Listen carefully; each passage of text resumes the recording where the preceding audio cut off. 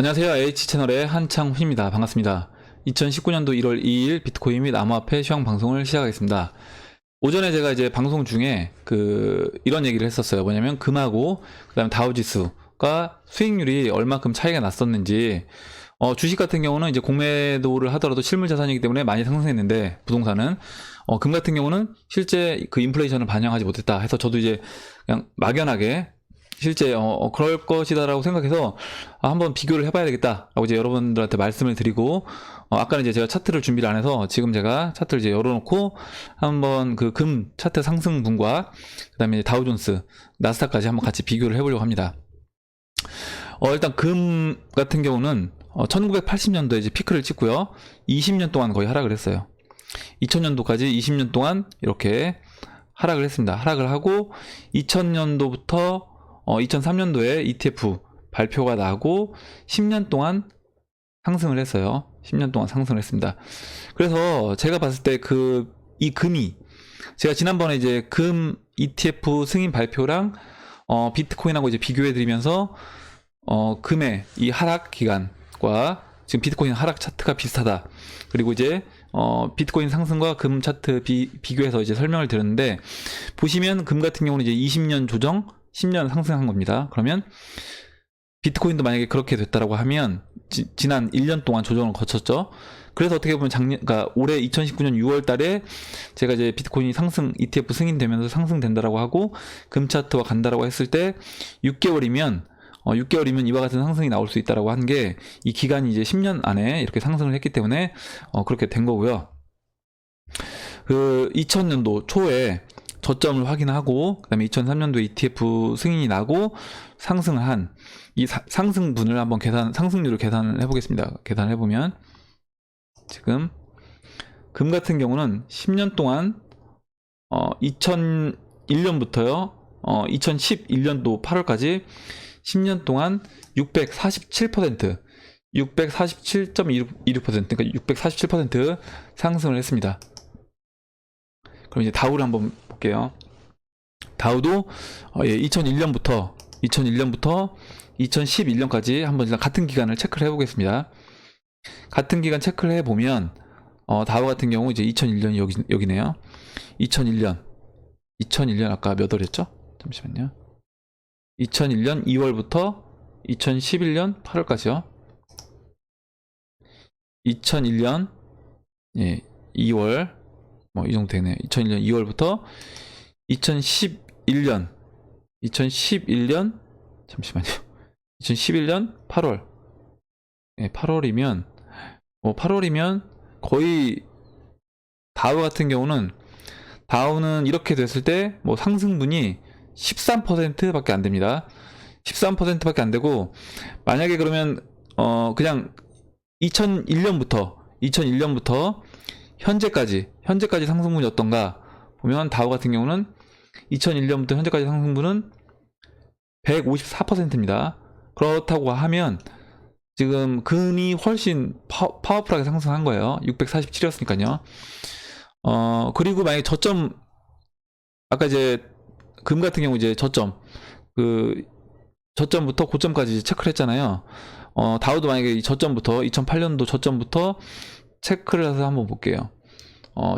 저점부터 지금 최근 고점까지 이렇게 한다고 하더라도 308%입니다. 다우는 308%. 그래서 어떤 식으로 따져봐도 다우보다는 금이 이제 최근 2000년도 이후에는 금이 상승률이 훨씬 크다. 2000년도 이후에 금이 상승률이 훨씬 크다. 근데 이제 나스닥은 약간 다를 것 같아요. 나스닥은 이제 닷컴 버블이 있었기 때문에 나스닥이 좀 더 상승을 했을 것 같은데, 2001년도부터였죠. 2001년도부터 아까 같은 기간 먼저 한번 체크를 해볼게요. 2001년도 2월부터 죄송합니다. 2001년도 2월부터요. 2011년도 9월이었죠, 아까. 2011년도 9월. 마찬가지로 나스닥도 금 차트 같은 기간으로 하면 27%밖에 상승 안 했습니다. 27%밖에 상승 안 했고요. 그럼 2000년대 지나서 나스닥 저점부터, 그러니까 닷컴 버블이 꺼지고 저점이었던 2002년도 9월부터요. 지금 최근 피크 쳤던 그때까지 하면 나스닥은 이제 887이네요. 나스닥이 금이 이제 647이고 나스닥이 887이니까 나스닥이 저점대 가장 높은 그 상승률로 했을 때는 나스닥이 조금 더 높은 거예요. 그래서 다우는 이제 반도 안 되고요. 그렇기 때문에 결과적으로 주식이 압도적으로 수익률이 좋다. 주식이 이제 실물 자산이어서 압도적으로 수익률이 좋다라고는 얘기할 수 없다라는 거다. 금은 이제 인플레이션을 못 따라왔다. 이것도 저는 약간의 어떤 수치상으로 봤을 때는 그렇게 표현하는 건 좀 맞지 않을 것 같아요. 그래서 일단 저도 그냥 금이 별로 안 올라갔을 거라고 생각을 했는데 실제 차트를 해서 수익률을 따져보니까 나스닥보다는 금이 좀 더 못한 거고요. 다우보다는 그래도 훨씬 많이 상승을 했다. 이제 이렇게 보시면 되겠습니다. 한번 이렇게 체크를 해본 거고요. 이제 오전에 이제 얘기를 하다가 제가 이제 생각이 나서 체크를 한 거고, 다음에 이제, 다음에 비트코인 차트를 보도록 하겠습니다. 비트코인 이제 4시간 봉 차트예요. 4시간 봉 차트인데, 지금 일단 삼각 수렴을 하고 제가 조만간에 이제 돌파가 될 거다라고 말씀드렸는데, 삼각 수렴에서 지금 일단 위로 돌파가 되고 지금 옆으로 누우면서 쉬고 있는 중입니다.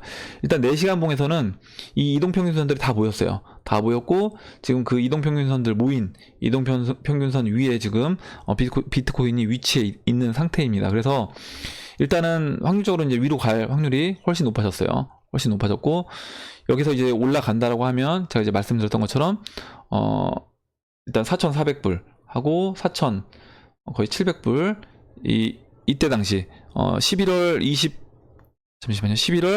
20일에서 이때 보시면 23일 동안 이 4,400에서 4,800 사이에서 이제 쉬었습니다. 그래서 이번에도 이제 상승을 하게 되면 4,400, 4,800 사이에서 한 2, 3일 정도 이제 쉬어줄 수 있다. 그래서 일단 이 라인까지는 상승을 하게 되면 이제 바로 튀어 올라서 올라갈 수 있고 아직까지 이제 돌파만 해놓고 옆으로 누워서 쉬고 있는 상태인데 지금 제가 방송 준비하는 중에 이더리움이 먼저 이제 치고 올라갔어요 지금.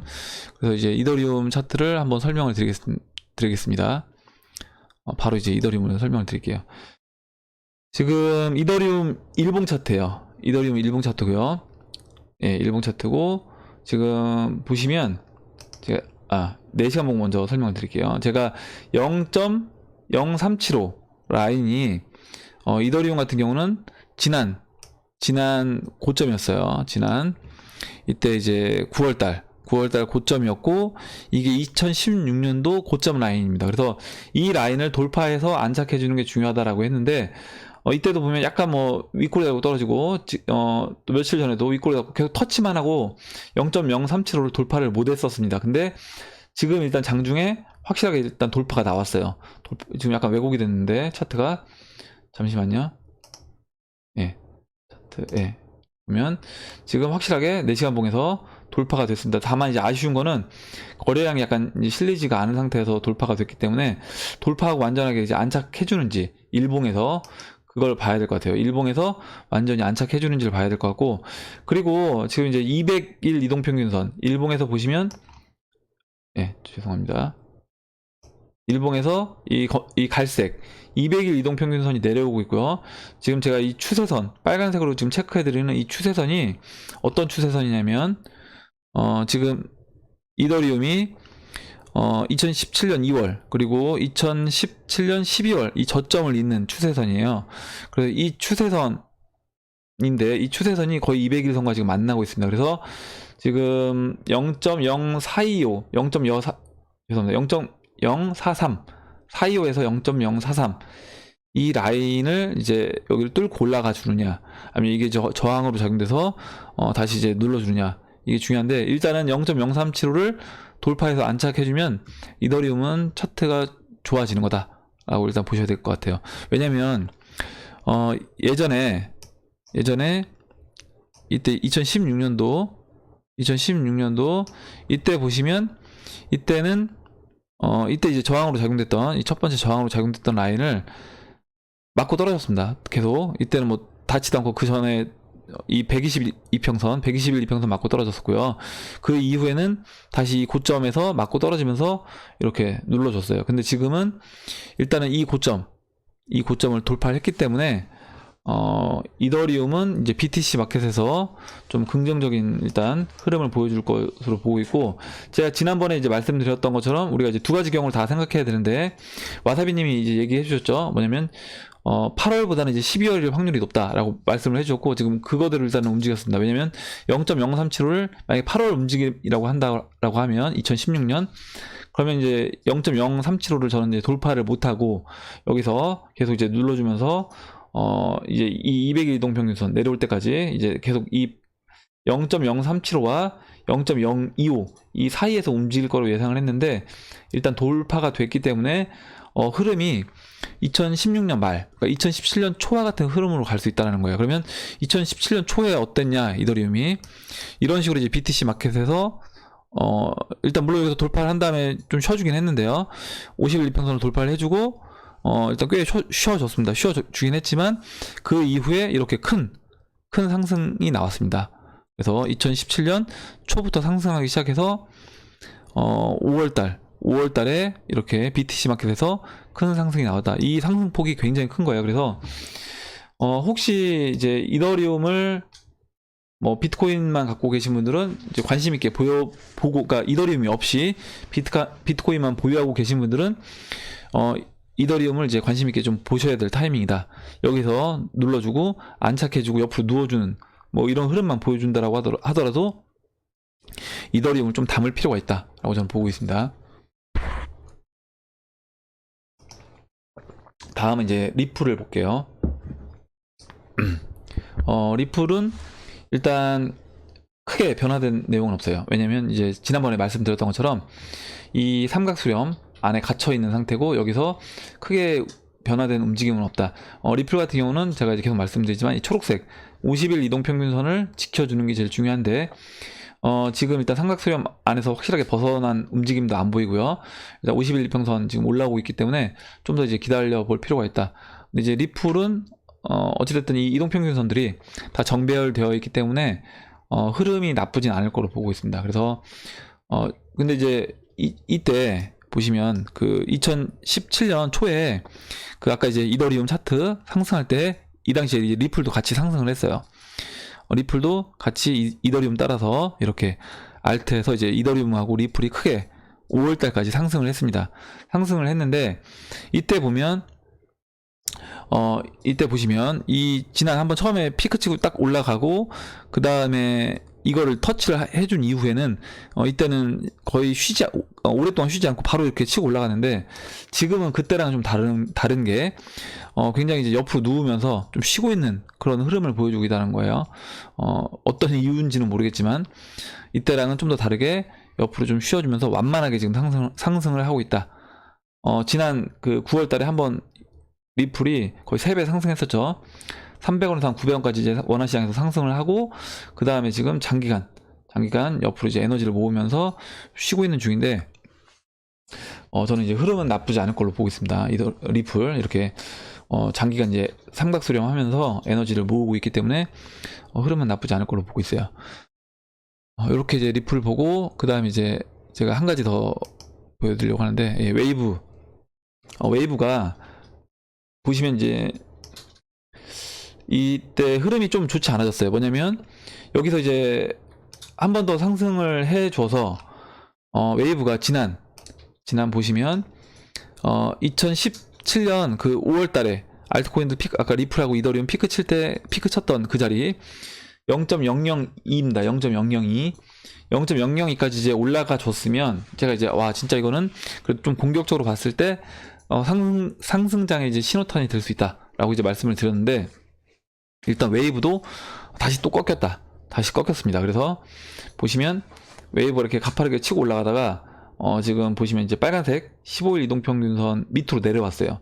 내려오고 오히려 이제 지난 이게 지금 1파, 2파, 3파, 4파가 되게 짧게 나오고 이렇게 5파가 나왔다고 이제 봐야 될 것 같은데, 그럼 지금 4파에 그 3파의 고점에서 일단 반등이 한번 나와주고요. 다시 또 15일 이동평균선을 뚫지 못하고 다시 지금 음봉이 나와서 지금 일단은 이 3파 고점에서 일단은 지지를 받고 있긴 한데, 이것도 지켜줄지 그거는 일단 한번 좀 더 봐야 되겠습니다.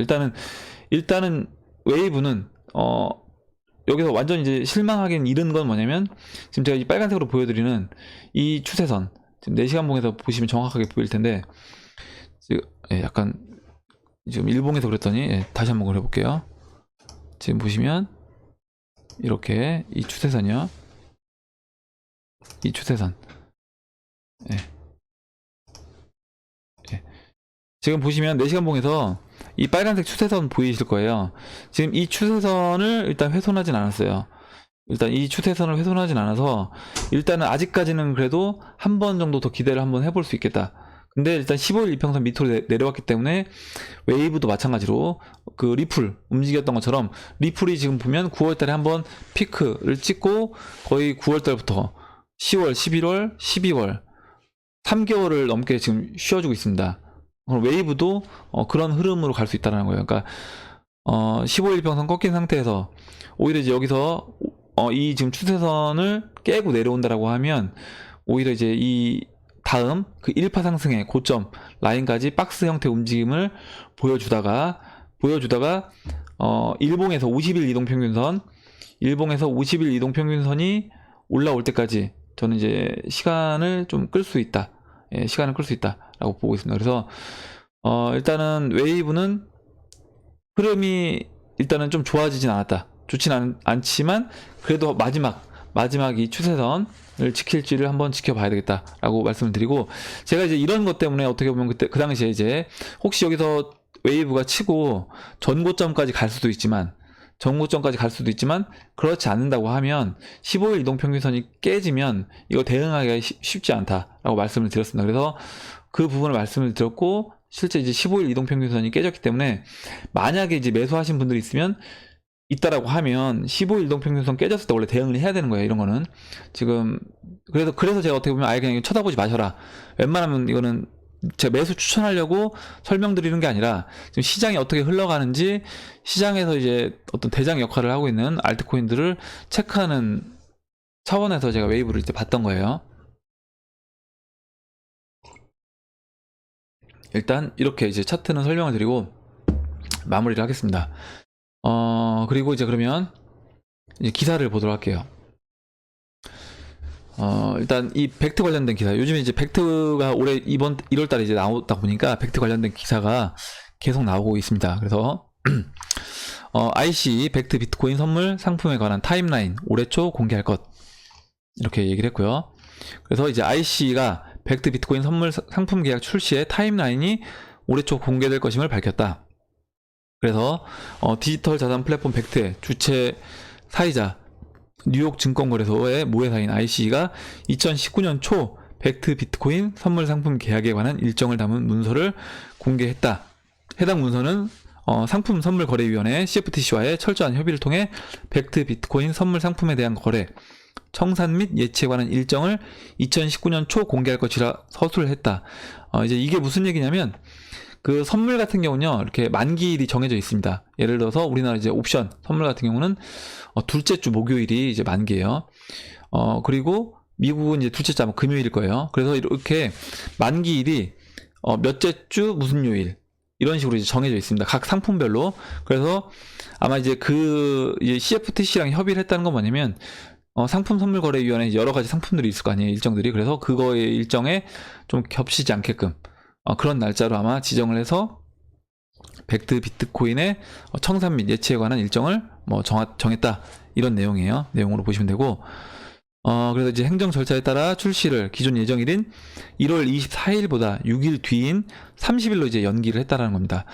제가 계속 말씀드리지만 이거 이러다가 어떤 분들이 이런 분도 있더라고요. 이거 이러다가 올해 말까지 2019년 말까지 계속 연기하는 거 아니야? 단톡방 들어가 보면 벡트 또 연기했다며 하면서 올해 말까지 또 이런 식으로 계속 연기하는 거 아니야? 이렇게 얘기하시는 분들이 있는데, 제가 이제 방송에서 계속 말씀드렸지만 그러기는 쉽지 않다라는 겁니다. 왜냐면 투자자들도 있고, 그리고 벡트 거래소도 다 준비가 어느 정도 된 상태에서 계속 비용 지불하면서 직원들 급여 주면서 이걸 계속 뒤로 미룰 수는 없다는 거죠. 그래서 일단은 1월 24일에서 6일 뒤로 미뤄진 1월 30일로 연기가 됐다라고 이제 알고 계시면 될 것 같아요. 그리고 IC가 공개한 문서는 벡트 비트코인 데일리 선물 상품 계약은 지금 벡트 같은 경우는 비트코인 같은 경우는 매일 정산하는 걸로 그때 얘기를 했었어요. 선물 상품 계약은 이제 벡트 웨어하우스 내 예치된 비트코인에 대해 물리적으로 당일 결제 정산이 수행되는 선물 상품 계약을 뜻한다. 이는 IC 클리어 US의 사에 의해 결제 정산을 거칠 것이며 이런 결제 정산을 도와주는 그런 회사 같아요. 벡트 웨어하우스 내 예치된 비트코인, 즉 비트코인 선물 상품은 미화로 이제 거래될 것이다 라고 서술을 했다. 그러니까 이 기준을 잡아주고 누가 이거를 결제를 정산할 거냐, 이런 결제 정산 회사까지 정해졌다라는 얘기입니다. 현재 벡트는 침체기인 암호화폐 시장의 구원을 알리는 신호탄으로 해석되어 많은 관심을 받고 있다. 이를 반영하듯 오늘 아침 첫 번째 펀딩 라운드에서 지금 얼마였냐면 18,250만 달러에, 이거 좀 잘못된 것 같아요. 아까 이제 오전에 제가 그때 말씀드릴 때 펀딩 라운드에서 원화로 약 2천억 정도 이제 펀딩이 됐다라고 이제 얘기를 했습니다. 네, 원화로 2천억 정도. 그러니까 1만 또 8,200만이니까 이건 아니거든요. 그러니까 1억 8,200만이에요. 이거 만이 아니라 오타가 났네요. 1억 8,250만 달러를 유치를 성공했다. 이렇게 얘기를 했습니다. 예, 1만 달러면 너무 작죠. 예, 1만 달러면 제가도 할 수 있겠습니다. 예, 제가 투자해서. 그리고 다음 기사 보도록 할게요. 포트나이트 스토어 모네로 단독 결제 도입. 그러니까 게임이에요. 포트나이트가 게임인데 인기 온라인 비디오 게임 포트나이트의 상품 스토어 리테일 로우가 모네로 결제를 지원한다. 모네로는 공식 트위터를 통해 포트나이트 상품 매장에서 모네로가 암호화폐 단독 결제 수단으로 도입됐다고 발표했다 라고 나왔습니다. 비트코인도 아니고 이더리움도 아니고 모네로로 이제 단독 결제를 한대요. 며칠 전에 저희 누구였죠? 굿크크 님이었나요? 예, 굿크크 우짜 님이었나? 이제 그분께서 모네로를 빗썸에서 거래량이 모네로가 터졌다 해서 이제 저한테 차트를 한번 봐달라고 얘기를 하셔서 제가 엊그저께인가 모네로 차트를 보여드렸는데 일단 흐름은 나쁘지 않다고 제가 말씀을 드렸어요. 그래서 지금 한번 돌파를 해놓고 눌러준 자리이기 때문에 모네로 같은 경우는 매수 타이밍으로 볼 수 있다라고 말씀드렸고, 어떻게 보면 이제 이런 호재를 이제 미리 알고 그 빗썸에서 뭔가 거래량이 터졌을 수도 있겠다라는 생각도 듭니다. 그리고 예, 포트나이트는 이제 슈팅 게임인데 에픽게임스가 제작한 3인칭 슈팅 게임으로 작년 7월 출시되어 전 세계에 약 2억 명의 이용자를 보유하고 있다. 에픽게임즈는 지난 10월 펀딩 라운드를 진행하며 150억 달러 이상의 기업 가치를 평가를 받았대요. 게임에다가 굉장하네요. 그리고 일단 유저가 2억 명이니까 그 2억 명이 관련된 이 포트나이트 관련된 어떤 아이템이라든가 아니면은 뭐가 됐죠? 사용료 결제라든가 이런 걸 한다라고 하면 그 돈도 이제 저는 꽤 될 거라고 보고 있습니다. 거기서 이걸 또 암호화폐 모네로로 한다고 하니까 모네로가 이제 어떻게 보면 좀 관심 있게 지켜볼 그런 코인이 될 것 같아요. 게임 내 업그레이드 진행, 캐릭터 아웃핏 구매에 사용할 수 있는 가상화폐 V벅스를 지원하며 새로운 화폐 도입과 확산의 가능성을 제시한 바 있는 포트나이트가 암호화폐 지원을 시작했다. 이렇게 이제 얘기를 했습니다. 그리고 예, 모네로는 지금 이제 미국 신용평가 암호화폐 신용평가사죠. 작년에 출시했던 와이스 레이팅스의 익명성 보장 암호화폐 투표에서 1위를 차지한 이제 프라이버시 강화 코인이고, 이런 익명성 암호화폐 코인들을 지금 저번에 이제 일본 금융청에서 이거 암호화폐 이런 다크 코인들 모네로 지켓시 대시 거래 중단을 요구했다라고 이제 말씀을 했고, 이때 아마 저희 또 여러분들이 아마 질문을 해주셨어요. 야, 이거 암호화폐, 죄송합니다. 암호화폐 아니라 다크코인들 이거 이러다가 0으로 가는 거 아니냐? 이런 질문도 있었고, 이거 투자해도 되는 거냐? 이런 질문도 있었는데, 제가 이제 그때 뭐라고 말씀드렸냐면, 이거는 분명히, 많은 비중을 실기는 좀 위험하다고 한다고 하면, 왜냐면, 일단 이 부분에 대해서 관리하는 국가라든가 아니면 금융기관이 일단 이런 다크코인은 좀 싫어할 수 있다라는 거죠. 그래서 우리가 이 부분에 대해서 이런 다크코인을 좀 적극적으로 투자 포트에 비중을 많이 실을 수는 없지만 일정 부분 이런 다크코인은 분명히 수요가 있다라는 겁니다. 왜냐면 꼭 불법 자금이 아니라고 하더라도 어찌됐든 내 돈에 이런 출처라든가 이런 거를 밝히고 싶지 않은 사람들이 있다는 거죠. 그러면 그 사람들은 이런 다크코인들을 원할 테고 수요가 어느 정도 항상 있는 코인이 다크코인이다 라고 보고 있습니다. 그래서 뭐 안 좋게, 다크코인을 안 좋게 보는 분들도 있지만 어떻게 보면 수요가 어느 정도 항상 있는 코인이 또 다크코인이기도 하다라고 이제 보시면 될 것 같아요. 오늘은 다 이제 좀 긍정적인 기사들만 있고, 마지막으로 이제 벤처 캐피털리스트의 이제 비트코인이 은 시총을 추월했고, 예, 금을 대체할 것이다. 은 시총 사실 예전에 추월한 건데, 이제 한번 볼게요. 벤처 투자자 루 커너가 비트코인이 금을 대체할 가치 저장 수단으로 성장하고 있다고 발언을 했다. 이렇게 얘기했습니다. 그래서 현재 이제 8조 달러의 가치가 금에 저장되어 있어요. 8조 달러의 가치가 금에 저장되어 있는데, 아마 투자로서의 금은 제가 이제 그때 기억하기로는 한 2조 5천억 달러? 2조 5천억 달러 정도 됐던 것 같아요. 근데 이제 이 아마 8조 달러는 전체 금을 다 표현한 것 같습니다. 그래서 전체 금은 한 8조 달러 정도 된다는 거예요. 가치를 저장할 수 있는 금이. 그리고 이제 2위가 은인데, 은은 이제 금에 이제 많이 못 미치죠.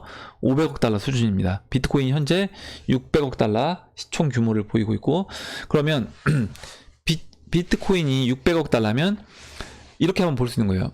만약에 금에 비트코인이 10%만 간다라고 하더라도 8조 달러니까 8천억 달러입니다. 8천억 달러. 그러면 비트코인이 지금 이 가격에서 적어도 13배 정도 상승을 해야지 금 가치의 한 10% 정도를 차지하는 거다. 금 가치의 10%를 차지하는 거다. 그러면 계산을 해보시면 될 것 같아요. 13배 3,700 한번 계산해볼까요? 3,700 달러에 13배면 얼마가 되는지. 지금 원화로 비트코인이 3,700달러 3,780달러 곱하기 13배 라고 하면 5만 달러 정도 보면 되겠네요. 5만 달러. 한 5만 달러 정도까지 상승할 수 있다. 금의 10% 정도 비중을 차지했을 때 5만 달러 정도 차지될 수 있고, 어떻게 보면 좀 약간 되게 우연의 일치일 수 있는데, 제가 지난번에 금 차트와 이제 비트코인 차트를 비교해서 설명드릴 때, 만약에 ETF 승인되면서 비트코인이 금 차트처럼 간다라고 하면 그 상승했을 때 금 차트 이제 고점과 고점의 상승률을 계산해 봤을 때 비트코인이 5만 1000달러 얘기를 했었잖아요. 그래서 어떻게 보면 지금 시총의 10% 정도 갔을 때 비트코인이 이 정도 수치까지 상승할 수 있다. 이것도 이제 계산을 해보니까 또 약간 일치하는 부분이 좀 재밌긴 합니다. 그리고 예, 그래서 일단은 이렇게 이제 봤어요. 그래서 만약에 제가 지금 금의 이제 10%만 본 거고요. 만약에 금의 10%가 아니라 뭐 진짜 비트코인이 디지털 금으로서 금 가치 수준을 다 차지한다라고 하면 지금 이 가격에서 거의 130배를 성장을 해야 되는 겁니다. 130배. 그럼 이제 50만 불이 되는 거네요. 예, 일단 오늘 이렇게 뉴스를 이제 여기까지 보고요. 오늘 뉴스들은 다 어떻게 보면 약간 긍정적인 기사였던 것 같아요. 일단 어찌됐든 간에 암호화폐 시장이 지금 뭐 가격적으로는 뭐 크게 개선되는 것처럼 보이진 않고 있지만, 제가 봤을 때 차트상도 저는 흐름은 나쁘지 않다. 이더리움이 이제 치고 올라가는 것도 그렇고요. 그리고 이제 기사들도 그렇고, 벡터 거래소도 계속 연기한다고 하긴 하지만 이 연기를 계속 뒤로 미룰 수는 없을 것 같고요. 그래서 지금 벡터 거래소 이제 준비되는 그 준비 상황들이 눈에 보이고 있기 때문에 조만간에 이번 달 좀 가기 전에 뭔가 시장이 저는 방향성을 띠지 않을까, 이렇게 이제 기대를 해보고 있습니다. 오늘 제가 이제 영상에서 쭉 얘기한 것 중에 여러분들 어떤 의견이라든가 질문, 그리고 이제 정보 공유해 주실 부분 있으시면 같이 공유해 주시면 감사드리겠고, 또 오늘 이제 댓글로 의견 남겨주신 분들한테 다시 한번 감사 말씀을 드리겠습니다. 예, 그럼 이상으로 2019년도 1월 2일 비트코인 및 암호화폐 시황 방송을 마치도록 하겠습니다. 여러분 도움이 되셨다면 좋아요와 구독 버튼, 그리고 알림종 버튼을 눌러주세요. 감사합니다. 예, 내일 뵙겠습니다.